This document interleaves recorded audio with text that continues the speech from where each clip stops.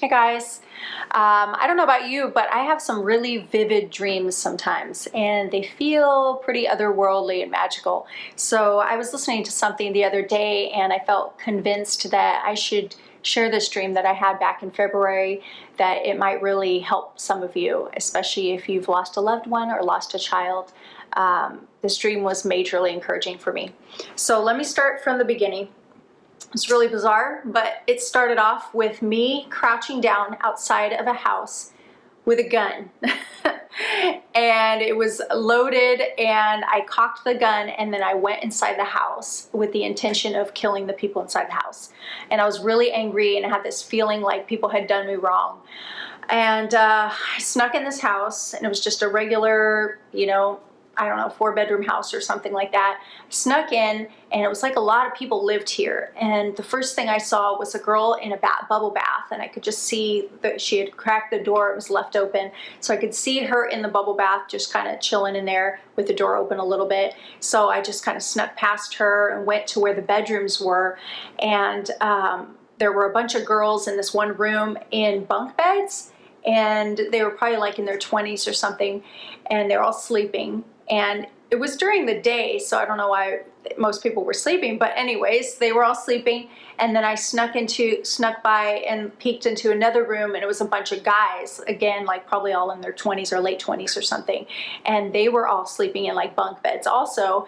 And then suddenly when I saw that, it's like it dawned on me, like, what are you doing? Like, you're not actually going to go through with this. You don't want to shoot a bunch of people. Like, you can't do that. And so I kind of like chickened out and like turned around to try to take off running, but I caught the fact that this one guy had woken up a little bit and saw me. So I just bolted out, just took off outside the house, ran down this alleyway, and he had gotten up and was chasing me. And then it was like time was passing, and like I'm running down this alleyway and he's chasing me, but then it suddenly like becomes like police officers and police dogs and a bunch of people just chasing me down this alley. And I'm like, what the heck is going on? So I'm just running and running, but they can't see me. It's really weird. It's like I suddenly realized that like I'm invisible to them. Like they're sniffing me out with dogs and all this stuff, but I'm invisible. So it's almost like as I was running, time was passing, and like I became a spirit, which is really weird. And then it was like I entered into this other like world or other dimension or something, because suddenly it was like the alleyway turned into this other area, and I couldn't like hear them. They were like in the distance, and I couldn't really hear their voices or their running around and all that stuff. And all of a sudden I was by this beautiful like stream, this river or stream or something. And it was just this gorgeous, gorgeous blue-green water. And I was like, whoa, what is this? Like, where am I? And I'm walking along, and it's filled with like, it's kind of like in the forest. There's all these trees covering, and I don't remember seeing a source of light like the sun or anything. Like, it was lit up enough to where I could see, but it was like there was no source of light, which was interesting. And I remember noticing that, like, I couldn't really see the sky. The trees were covering so much, but I didn't even see it like peeking through the trees. So I see this beautiful blue-green water, and all these little stones, because it's kind of like a stream, and all these vines in there. And then suddenly this weird cat starts following me. I'm like walking along the riverbank, and this weird cat that literally looked like the Alice in Wonderland Cheshire cat kind of starts following me. And I'm like, oh man, this annoying cat, and it can talk. And I'm like so annoyed. I don't really want this cat around. So anyways, I let the cat follow me. I'm like, I guess I'll just let this cat follow me. And he's trying to talk to me. And then eventually the cat wanders off. So suddenly I get to the end of the stream, and it doesn't make any sense, but it goes up vertically.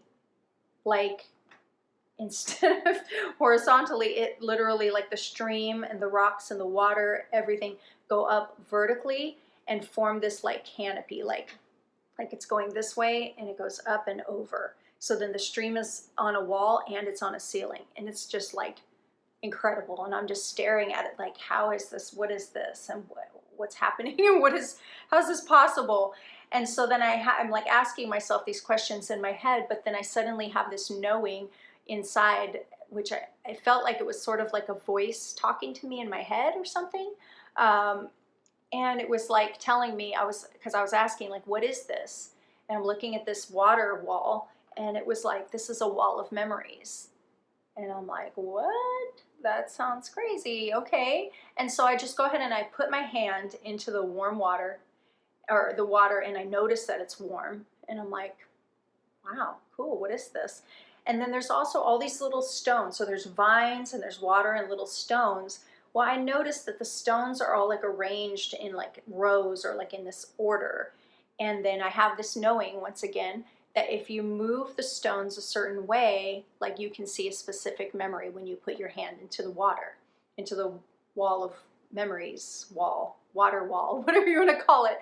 And so I like move this one stone and I put my hand in it, and then it's kind of like it like opens up, like the vines and stuff move to the side, and I can see this picture, like this memory. And so what the memory was my husband and I with my little daughter Winter, who's right here. And we were at a diner, like an old like 50s diner or something. And it was, we were at this diner table like that seats four, and it was white, and it was like with rounded corners, like those old diner tables. And we're sitting there, and all I can see is the back of Winter's head. So if I was looking at it, it's like I could see my face and my husband David's face right next, like looking out at me as I'm looking at the memory, and I can see the back of my little Winter's head with two little black pigtails. And she's so cute, and she doesn't even have a booster seat. I don't even know why. And she was obviously, she passed at 7 days old, but in the dream she was like a year and a half old, which was around the time that I actually had the dream or something, I guess. So in February, yeah, in February of this year, she would have been 16 or 17 months. Now I'm forgetting the math, but anyways, so she's sitting there and she's just like flailing her little arms like little kids do. And I'm like having fun with her, and I'm reaching out and like playing with her across the table and just totally in love with her. And then suddenly not suddenly, I don't know why I said suddenly, but my husband, I look over at my husband, and he's just like with his arms like this, sitting back and just watching us with absolute joy. And it was just like the sweetest little scene, like this little moment with her. And I was like, wow, like this is so cool.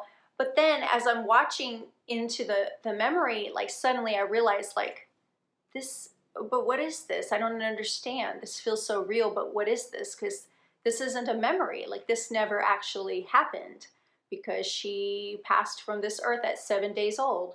So I was just totally, I was confused, and I'm like, what's going on? Like, how could this be? How could this be a memory? And this voice again came to me like inside, and it said, things are different here. It was something like, things are different here. It was putting this like knowledge into my mind. Like, things are different here. Time is flexible, like the past, the present, the future, they're all intermingled. Time is flexible and moldable. Like, things are different. And so it was like I got this like wonderful, like reassuring feeling like I'm not going to miss out on anything. Like somehow I'm not going to miss out on memories with my little cutie pie, and that's the hard thing when you lose a child. You see everyone's photos all the time as the children are growing up and all their milestones, and it's so painful sometimes, and you try not to like think about it too much because it hurts. You're excited, you're happy for them, but it's like, man, you think to yourself, I'm not going to get that like when I see her in heaven. I mean, I think so many of us, we think when we see our child in heaven that we will have missed so much time. Like we missed out on their life, or we missed out on their childhood, or their, growing up. But I just felt like after this dream, I just really got the feeling that God was telling me, you're not going to miss out. You're going to have memories. You're going to make memories. And time is different there. Time is different. And I don't know, I just felt like majorly comforted by that. And I just wanted to share this dream with you guys, because I think that we need that. We need that encouragement, because anything we can get, we don't know exactly what it's going to be like. And this isn't like Bible truth. I can't tell you 100%, but there was a story that I heard, which is what made me want to share my dream. This woman's story where her heart had stopped beating. She was in the hospital. She's in her, I think, 60s.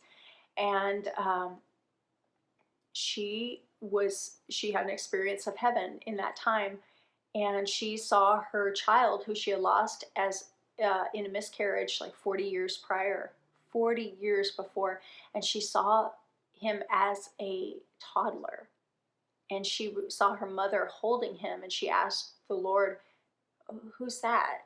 Because she didn't even understand. Like, she recognized her, some other people, significant people, and she's like, who's that? And he was like, that's your son. And she's like, but how? Like, how could that be my son? He's only a toddler. And then she was told that time is different, that children still grow up in heaven, but they grow up slowly. They grow up at a slower pace because it's eternity, and time is there. There's no time there. So I was like, what? So when I heard that, I just bawled, because it made me think of my dream that I had, where time is flexible or moldable or like intermingled, like it's different. It's different from our world. So I don't know, but I hope that encourages you guys today, that, you know, your child, if you keep trusting Jesus, that you're going to see your child again, or you're going to see that loved one again. And not going to miss out. You know, God makes all things new. He promises to make all things new. And we're not going to miss out. We're going to see our child again. We're going to have experiences and adventures. And I just hope that encourages somebody today, and that someone needed to hear that. All right. See you guys.